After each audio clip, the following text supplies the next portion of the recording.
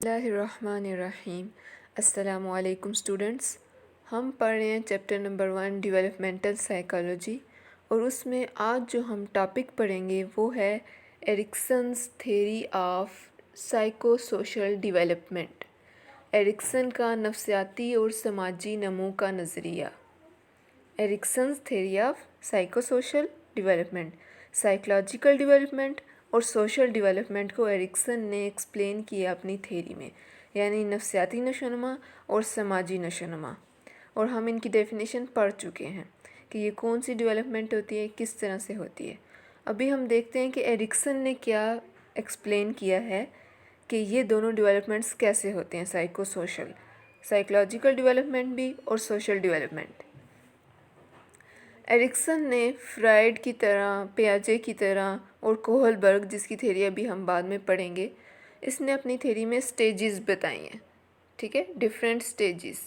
और हर स्टेज पे एक क्राइसिस होता है, एक बहरान होता है। अभी हम डिटेल पढ़ेंगे हर एक स्टेज की।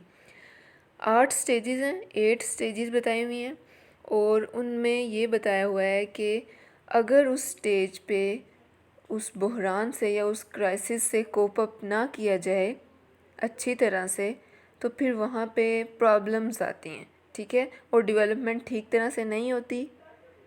और डेवलपमेंट ठीक नहीं होती तो ये बाकी स्टेजेस को भी इफ़ेक्ट करता है, ठीक है।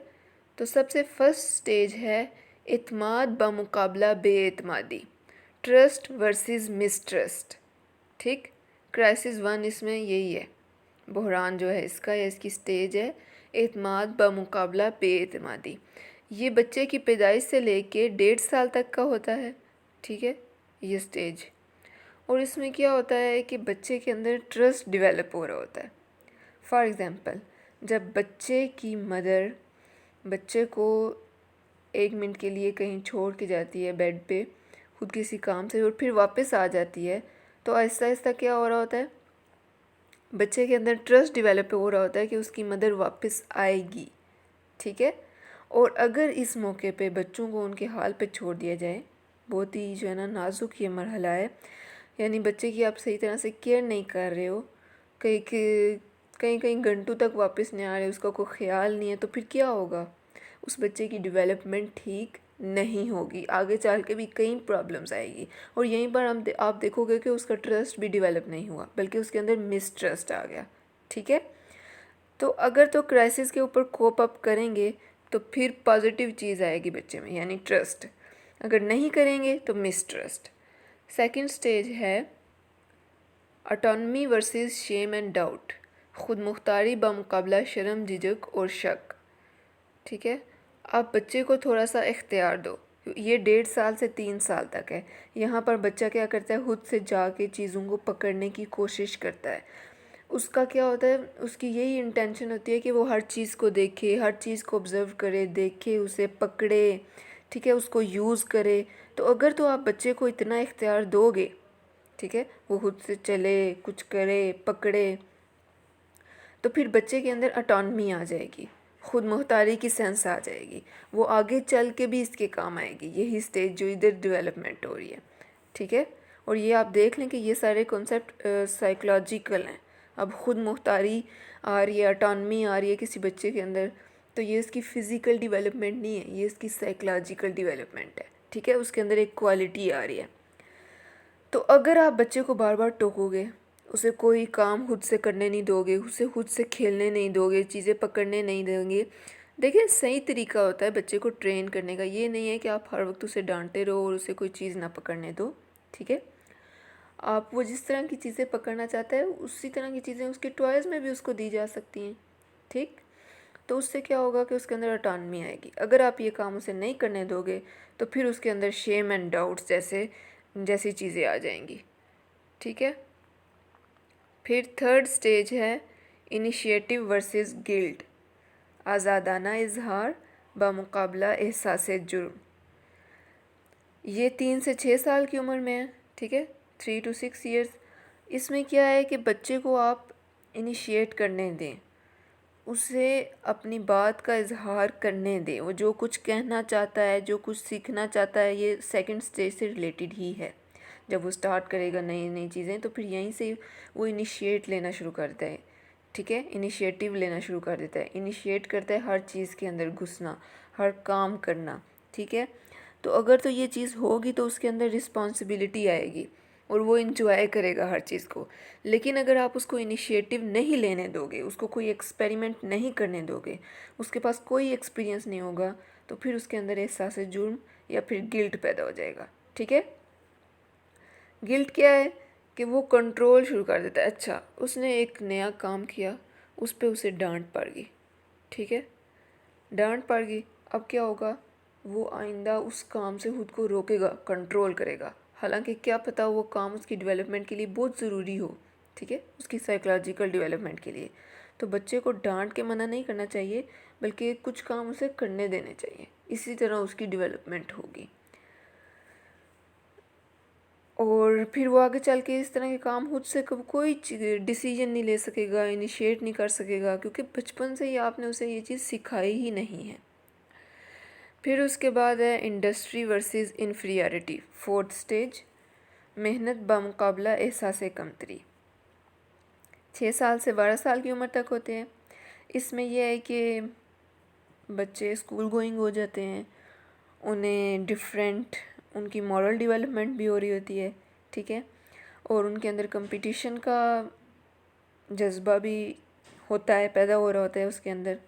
तो क्या होता है कि अगर पहली वाली स्टेजेस पे सही तरह से काम हुआ है और वो एक काम खुद से शुरू करता है और फिर उस पर कामयाब हो जाता है, तो उसके अंदर एक सेटिस्फेक्शन आती है। और अगर उसे वो काम करने ना आए, फॉर एग्ज़ाम्पल 2 बच्चे हैं, एक की मदर स्ट्रिक्ट थी, एक की मदर नॉर्मल, नहीं इतनी सख्त थी। स्ट्रिक्ट मदर ने एक गलत काम ये कर दिया कि बच्चा जब भी कोई नया काम शुरू करने लगा उसको डांट के बिठा दिया कि तुम चीज़ें ख़राब करोगे, बैठ जाओ, ठीक है। अब क्या हो गया, उसके अंदर इन्फीरियरिटी आएगी जब वो दूसरे बच्चे को देखेगा कि वो तो ये काम कर रहा है, मैं नहीं कर सकता, ठीक है, उसे ये फीलिंग आएगी कि वो कर सकता है और मैं नहीं कर सकता, ठीक है। फिर उसके बाद है fifth stage, identity versus role confusion. ये बालिग होने के साथ ही आगे बच्चों में स्टार्ट हो जाती है, ठीक है। बच्चे क्या वो एडल्टहुड की तरफ जा रहे होते हैं, एडल्टहुड में ये स्टेज स्टार्ट हो जाती है। इसमें क्या होता है कि वो इस स्टेज से पहले ही और फिर इसमें ज़्यादा इस तरह के क्वेश्चंस करना शुरू कर देता है कि आखिर मैं कौन हूँ, मेरी आइडेंटिटी क्या है, what is the aim of my life, ठीक है। इस तरह के क्वेश्चंस वो दूसरों से भी करता है, खुद भी सोचता है। तो यहाँ उससे क्या होता है, और फिर यहाँ पे वो डिसाइड करता है मुझे क्या पढ़ना है, मुझे क्या बनना है, मेरा फ्यूचर क्या है, ठीक है।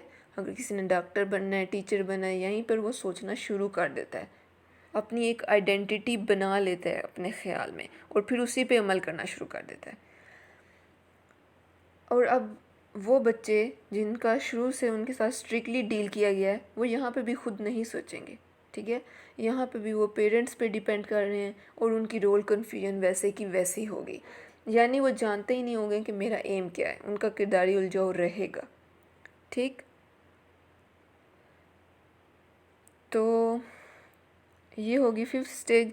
इसके बाद है इंटीमेसी वर्सेस आइसोलेशन, या फिर बेतकल्लुफ़ी की गहरी दोस्ती बामुकाबला तन्हाई और अलहदगी, ये सिक्स स्टेज है। इसमें क्या होता है कि ये भी एडल्टहुड बलोगत का एक दौर है, एक स्टेज है। इसमें इंडिविजुअल क्या करता है, या तो दूसरों के साथ गहरी दोस्ती करता है, ठीक है, उसके जो है ना सिर्फ अपने फ्रेंड्स होते हैं, बल्कि यहाँ पे बात आ जाती है रिलेशनशिप स्टार्ट करना, ठीक है, मैरिज या फिर रिलेशनशिप जो भी आप स्टार्ट करोगे ना, वो इसमें आता है। और उससे क्या होता है, आपकी जो है ना जो रिलेशनशिप बनता है उसमें आपकी एक स्ट्रॉन्ग इंटरेक्शन होती है अपने पार्टनर के साथ, ठीक है। और अगर ऐसा नहीं होता, आपकी अपने पार्टनर से बन नहीं रही और उसके साथ कोई इंटरेक्शन नहीं है, ठीक है, रिलेशनशिप पॉजिटिव नहीं जा रहा, तो इसका क्या मतलब है कि इसकी जो है ना प्रॉब्लम है, यहाँ पे क्राइसिस है। और वो है आइसोलेशन।